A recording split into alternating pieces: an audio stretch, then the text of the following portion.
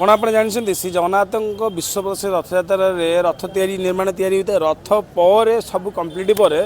rather शुआ बसी था से महाप्रभु जगन्नाथ सुभद्रा बलराम रथ पर शुआर नाम आप जानते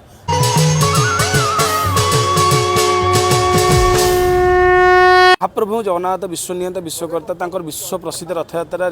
आम सामिल होचे विषय में जानाटा निहाती आवश्यकता कहीं आम जातिर गौरव सी आज आम कथा शुआ विषय तीन रथर शुआ विषय सर्वप्रथम बलराम शुआ विषय कथा हाँ कहीं ये संपूर्ण जो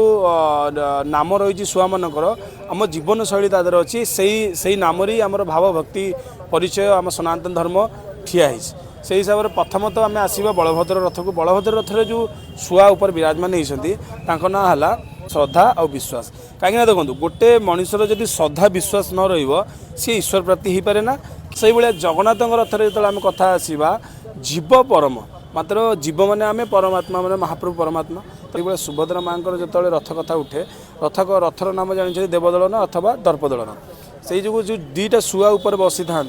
ना बोला सुपर्ण और द्वसपूर्ण महाप्रभुंर नीतिकांति रही बहुत अद्भुत बहुत आश्चर्यजनक